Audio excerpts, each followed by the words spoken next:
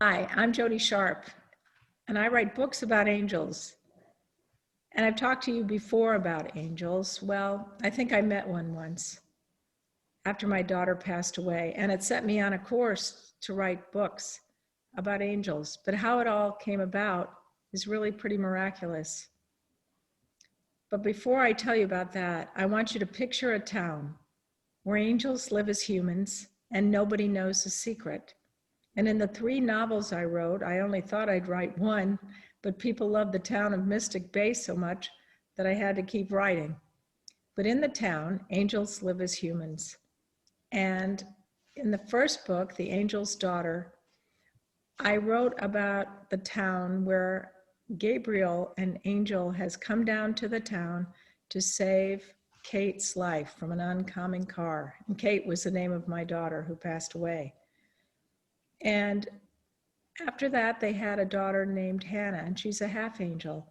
And Hannah doesn't really understand about being half angel. She thinks she doesn't have any special parts about her, but she does. She can't fly like the angels, but she has gone flying with her dad. So in the story, Hannah knows her dad's an angel.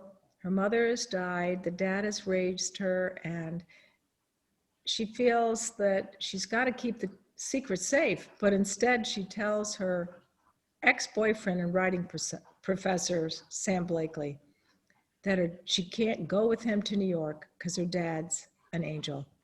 Well, he gets all mad and leaves. Well, he's a writing professor, and he steals her writings about flying when she was a little girl, even though she made it out to be fiction. He steals it and forms a novel, and it becomes a bestseller. And he makes her the heroine in the book. And so people flock to the town to see if Hannah is really an angel. So the whole story is about how she thwarts Sam's effort to hurt her life. And of course, he's the bully. And does she do it? Well, of course she does, with the help of the psychic, wonderful people in town, the other angels, her new love in her life. And she finds that that's what happens to her. She realizes that she does have angel qualities, and one of them is her special tears. Well, the special tears came to me in a dream one night, how that would all work out in the book. And so I feel like angels really do step into my life, even though I don't see them with big wings, that somehow I get messages from angels. And when I met that angel long ago, in man form, human form, that's what set me off on this idea of writing about angels as humans. In my second book, To Catch an Angel, I met a man once that walked down the street as I was trying to struggle with my suitcase to get it up the stairs of my daughter's apartment building in New York City. And he just came out of nowhere and said, "Can I help you with that?" And he did. And so I ended up saying to him, "Thank you, and what's your name?" And he said, "Val." And I made a character named Val in my book because this man came out of nowhere. And in that story, I have my dear special ed students that I loved so much. I made them characters in the book, a few of them, and they're the ones in the storyline in Mystic Bay, California, the town I created. They're the ones that see the angels. And of course, there's always some bully that comes to town, but the bully is always thwarted. And, you know, I believe all's well that ends well. And I try to make my novels inspirational and enlightening. And then in the third novel is from the angel's perspective, Angel Ken. And I met a man on a plane that I love so much, and I think he became Angel Ken.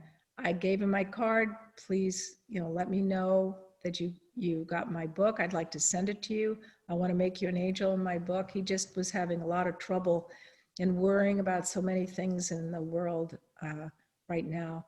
And I told him I'd make him an angel. Well, I never heard from him. And I wondered, was he an angel?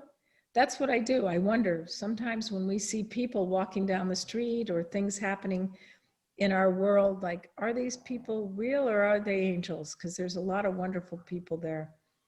And in the third, I have the town of angels. I have a bully comes to town.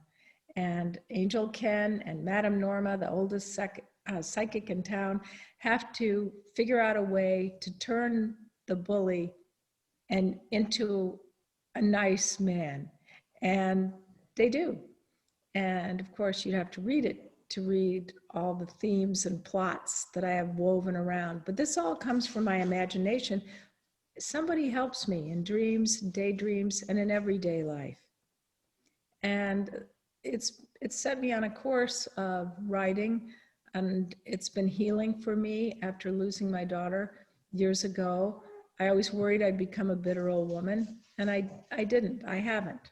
You know, I'm a happy person, and I try to write in enlightening the reader. And the final story I want to tell you was that I was walking down the street in New York City a couple of months ago, a year, not quite a year ago, and a homeless man came up to me, kind of ran up, and he said, "I need money for medicine."